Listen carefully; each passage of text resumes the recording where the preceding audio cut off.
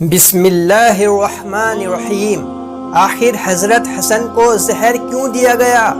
دوستو، آج کے اس ویڈیو میں ہم آپ کو بتائیں گے کہ حضرت حسن رضی اللہ تعالیٰ عنہ پر ان کی زندگی میں کیسے کیسے ظلم ڈھائے گئے، اور پھر ساری زندگی پریشان کرنے کے بعد ظالم یزید نے اپنے حکومت زمانے کے لیے حضرت حسن رضی اللہ عنہ کی بیوی ہی کو بہلا پھسلا کر ان کے ذریعے حضرت حسن کو ایسا زہر دیا جس کے اثر سے ان کی آنتیں کٹ کٹ کر گرنے لگی۔ پھر وفات کے بعد بنو امیہ کے لوگ لڑنے کے لیے کیسے تلوار لے کر نکل آئے، اور قریب تھا کہ چھوٹے بھائی حضرت حسین رضی اللہ عنہ اپنے بھائی حسن کی قبر پر حضور صلی اللہ علیہ وسلم کے قدموں میں بنانے کے لیے بنو امیہ کے لوگوں سے لڑ جاتے، اور یہ لڑائی ایک جنگ میں بدل کر ہزاروں صحابہ کرام کے پاکیزہ خون بہنے کا سبب بنتی۔ لیکن ایک صحابی نے آ کر کیسے اس معاملے کو رفع دفع کیا۔ آج کے اس ویڈیو میں ہم آپ کے سامنے ان سبھی باتوں کا خلاصہ کریں گے، اور ہزاروں کتابیں پڑھنے کے بعد اس کا نچوڑ آپ کو بتائیں گے۔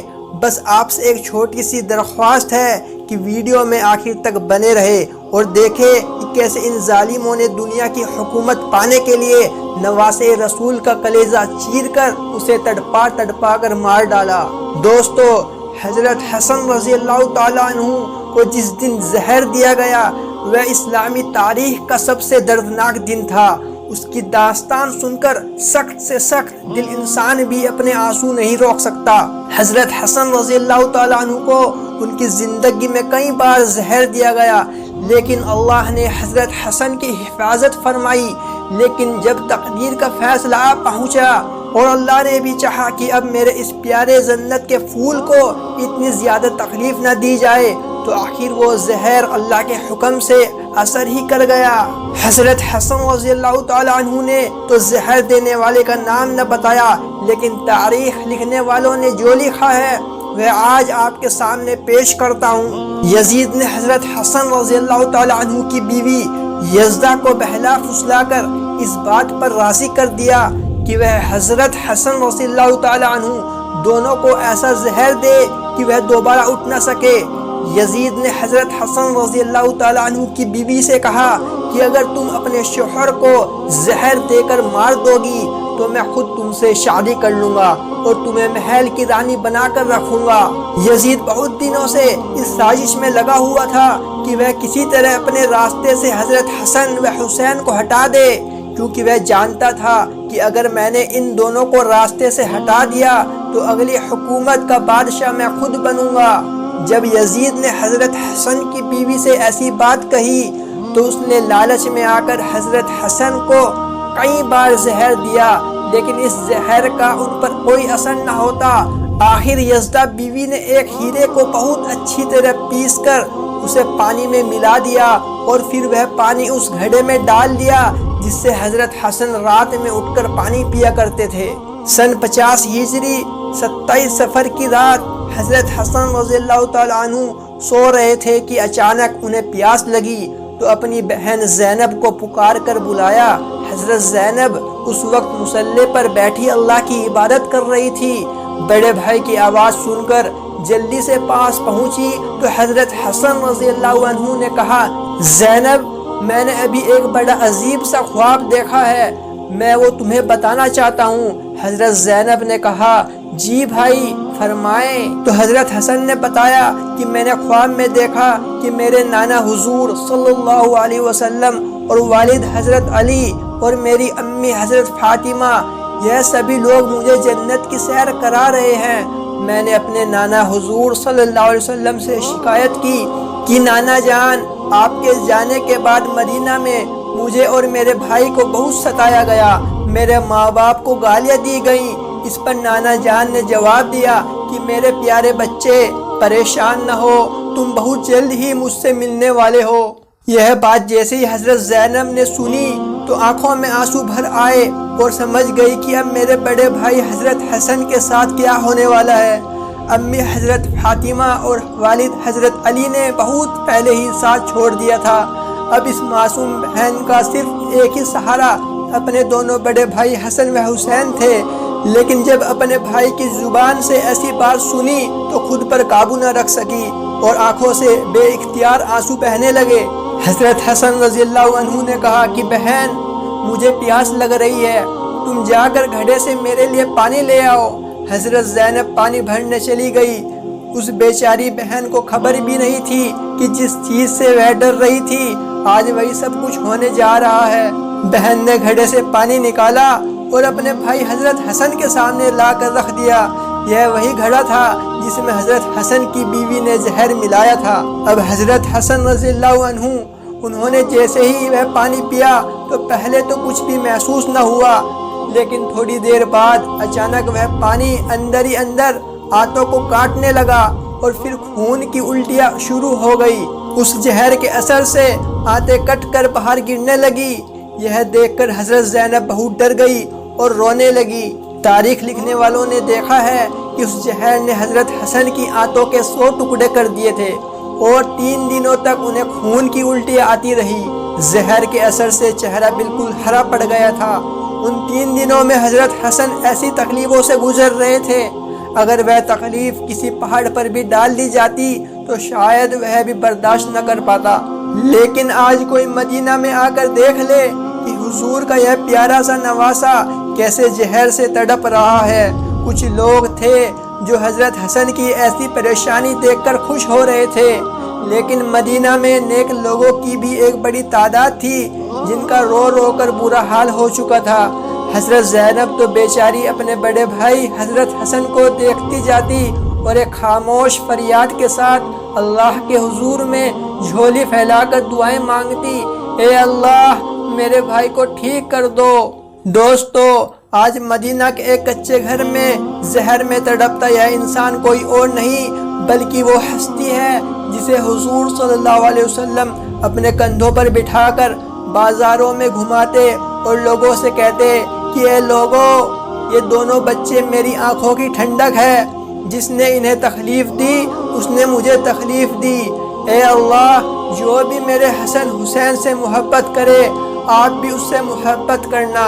لیکن آج مدینہ میں رسول کے اس نواسے کو زہر میں ایسا تڑپایا گیا کہ اس کا چہرہ ہرا پڑ گیا، آنتیں کٹ کٹ کر خون کی الٹیاں ہونے لگی، ہر طرف کوہرام مچا تھا۔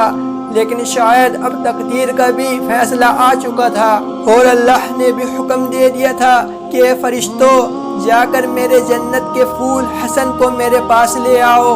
انسانی لوگوں نے میرے پیارے رسول کے بچے کو بہت تڑپایا ہے۔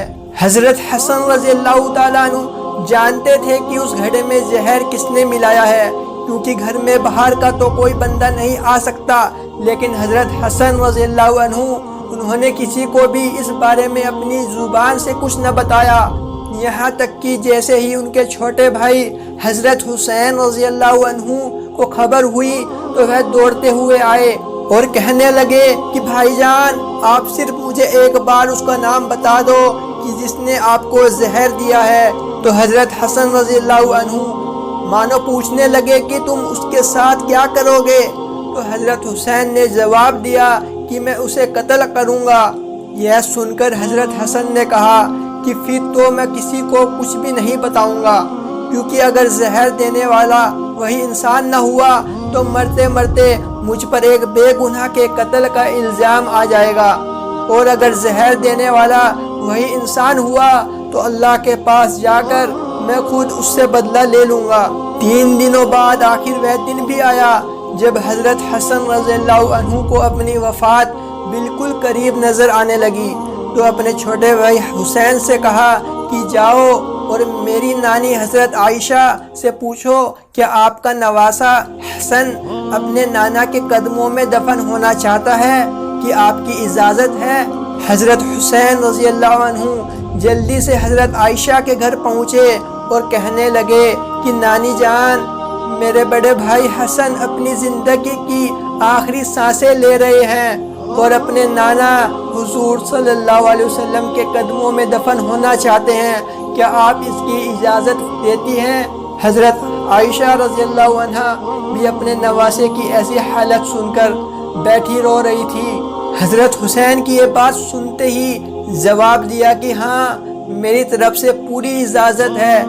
لیکن جب حضرت حسین رضی اللہ تعالیٰ عنہ نے آ کر اپنے بڑے بھائی حضرت حسن کو یہ بات سنائی تو وہ کہنے لگے کہ اے حسین، مجھے ڈر ہے کہ شاید میری نانی نے میری لاز میں مجھے اجازت دے دی ہے، اس لیے جب میری وفات ہو جائے تو ایک بار پھر سے اجازت مانگنا، اگر اس وقت اجازت دے دے تو مجھے وہیں دفن کر دینا، ورنہ مسلمانوں کے قبرستان کے بیچ میری قبر بنانا۔ اے حسین، ایک بات کا خیال رکھنا کہ اگر نانا کے قدموں میں میری قبر بنتے وقت کچھ لوگ مخالفت کرے تو لڑائی جھگڑا مت کرنا، بلکہ ایسی حالت میں مجھے میری امی حضرت فاطمہ کے بغل میں لے جا کر دفن کر دینا۔ آخر وہ وقت آیا کہ حضرت حسن رضی اللہ عنہ نے کلمہ پڑھا اور اپنی جان اللہ کے حوالے کر دی۔ وفات ہوتے ہی ہر طرف کوہرام مچ گیا، بازاروں اور شہروں سے لوگ سمٹ کر مدینہ آنے لگے اور ایسی بھیڑ جمع ہوئی کہ ایک راوی لکھتے ہیں کہ حضرت حسن کے جنازے میں اتنے لوگ تھے کہ اگر کوئی سوئی بھی پھینکی جاتی تو شاید وہ لوگوں کی اس بڑی تعداد کی وجہ سے زمین پر نہ گرتی۔ حضرت حسن رضی اللہ عنہ کو غسل دے کر کفن پہنایا گیا اور پھر جنازہ تیار کر کے مسجد نبوی کے سامنے لا کر رکھ دیا گیا۔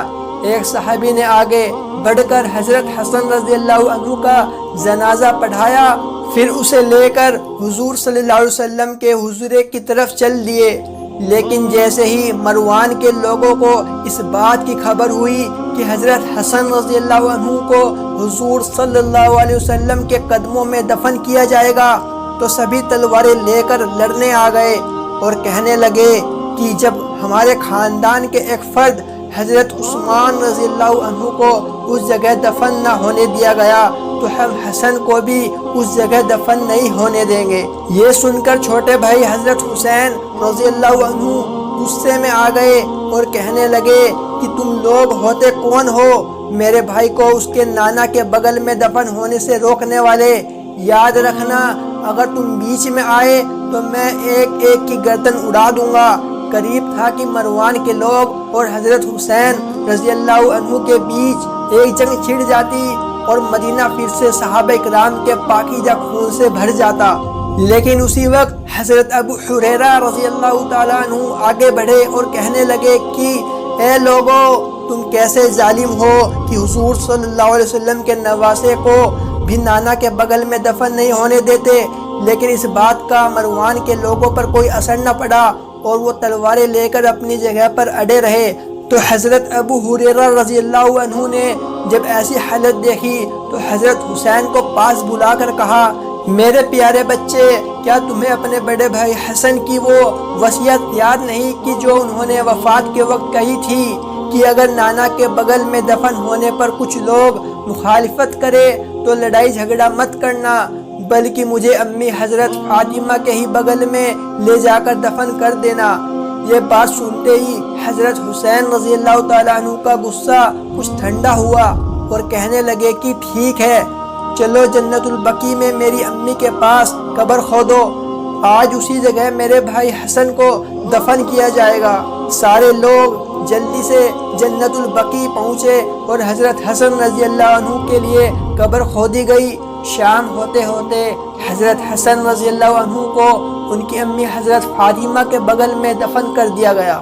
دوستو، حضرت حسن رضی اللہ عنہ کی وفات کوئی ایسی ویسی وفات نہیں تھی، بلکہ اس کا اثر عالم اسلام پر ایسا پڑا کہ بنو ہاشم کی عورتوں نے 1 مہینے تک سوگ منایا، بازاریں بند ہو گئی، لوگوں نے کام دھندا چھوڑ دیا اور حضرت حسن کی وفات کا غم ایسا تھا کہ سبھی اپنا غم بھول چکے تھے۔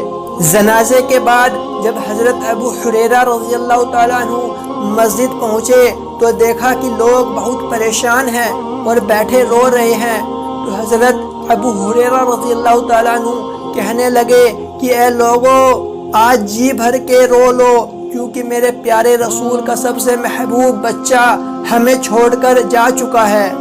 دوستو، یہ واقعہ آپ کو کیسا لگا کمنٹ میں بتانا اور ہمیں سبسکرائب کرنا نہ بھولنا۔ السلام علیکم۔